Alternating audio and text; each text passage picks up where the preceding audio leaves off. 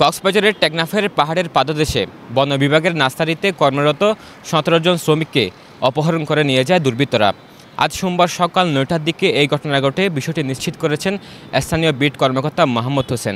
তার সাথে একটু আগে মুঠোফোনে কথা হয়েছে, তিনি যেটি জানিয়েছেন আমাদের, আজ সকাল ৮টা থেকে ৯টার দিকে সেখানেই অর্থাৎ বন বিভাগের নার্সারিতে ১৭ জন শ্রমিক কাজ করছিল। এছাড়াও আমরা আরেকটি বিষয় নিশ্চিত করতে পেরেছি, সেটি হচ্ছে প্রায় সেখানে ২০ জন শ্রমিক কর্মরত ছিল, তার মধ্যে ৩ জন পালিয়ে এসেছে এবং ১৭ জন শ্রমিককে অস্ত্রের মুখে অপহরণকারীরা নিয়ে যায়। এবং এরপর থেকে এখনও পর্যন্ত অর্থাৎ আধা ঘন্টা আগে তার সাথে মুঠোফোনে কথা হয়েছে, তারা বলছেন যে তারা এখনও পর্যন্ত ঘটনাস্থলে আছেন এবং সেখানে তারা পুলিশ এবং তাদের যে কর্মরতরা রয়েছে তারা সকলেই ওখানে অভিযান চালাচ্ছে।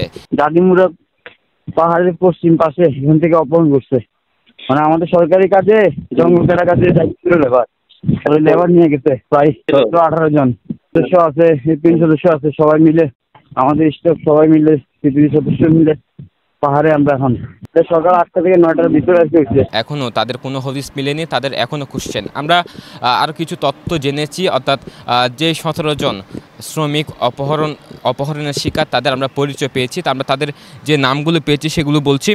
অপহৃতরা হলেন আয়ুব খান, আয়ুব আলী, আনসারুল্লাহ, আয়াতুল্লাহ, শামসু ইসলাম, শামসু, ইসমাইল, মোহাম্মদ হাসিম, নূর মোহাম্মদ, সৈয়দ আমিন, শফিউল্লাহ, আয়ুব, মাহাতা আমিন, সাইফুল ইসলাম, সৈয়দ, রফিক এবং বাকি ২ জনের নাম এখনও পাওয়া যায়নি। এবং আমরা যে বিষয়টি এখন নিশ্চিত হয়েছি সেটি হচ্ছে টেকনাফের নীলা ইউনিয়নের যে মৌছনি এলাকায় মূলত যে ঘটনাটি ঘটেছে, সেখানে জাদিমুরা পাহাড়ের পশ্চিম পাশে পাহাড়ের পাদদেশে মূলত এই ঘটনাটি ঘটেছে।